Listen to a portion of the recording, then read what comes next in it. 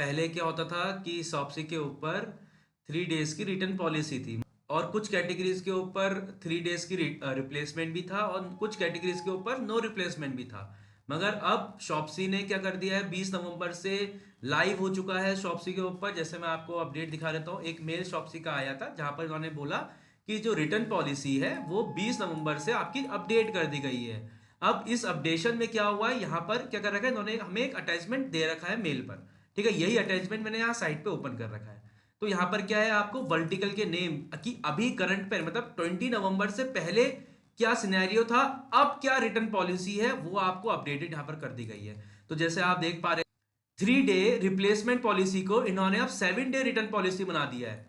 तो आप समझ रहे हैं कितना ज्यादा चेंजेस हुए हैं। ये आपका क्या है, वर्टिकल है। इस वर्टिकल पे आप देखिए 3 डेज का है। ठीक है, थोड़ा नीचे चलते हैं और आप यहां पर आ जाइए। ये क्या है, बेबी बेड।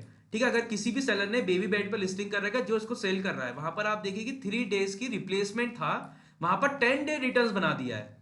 तो आप समझ रहे हैं, जहां पर नो रिटर्न्स के प्रोडक्ट्स थे वहां पर आप 7 डे का रिटर्न पॉलिसी बना दिया है। तो इससे एज अ बायर की बात करूं तो बायर को तो इस चीज से बहुत ज्यादा बेनिफिट है। वो क्या कर सकता है, वो उस प्रोडक्ट को टेस्ट कर सकता है, यूज कर सकता है, उसको रिटर्न कर सकता है। मतलब कि जितना हम मीशो पे परेशान थे एक कस्टमर रिटर्न से, उतना ही अब आप शॉप्सी से परेशान होने वाले हो।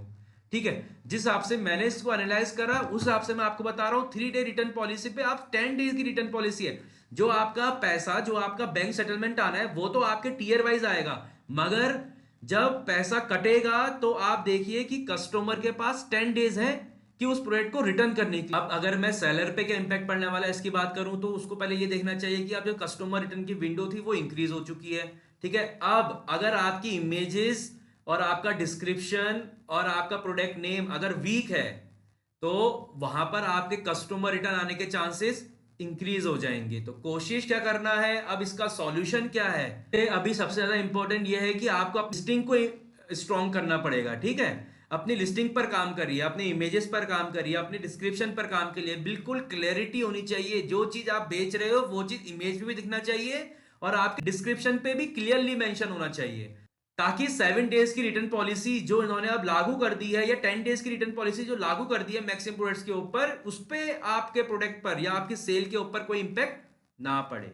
ये पीडीएफ मैंने लिंक पे दे रखा है, आप नीचे डिस्क्रिप्शन पे जाकर इसको डाउनलोड कर सकते हैं। अगर आपको मेरे से कोई भी हेल्प चाहिए तो आप मेरे कम्युनिटी पे ज्वाइन कर सकते हो, नीचे मैंने लिंक दे रखा है, आप वहां से ज्वाइन कर लीजिए। कम्युनिटी व्हाट्सएप कम्युनिटी है जहां पर मैक्सिमम सेलर्स एडेड है, आप ज्वाइन कर सकते हो। अगर आप मुझसे कोर्सेज लेना चाहते हो तो तब भी आप ज्वाइन कर सकते हो, नीचे लिंक है, नंबर है, आप मुझसे कनेक्ट कर सकते हो।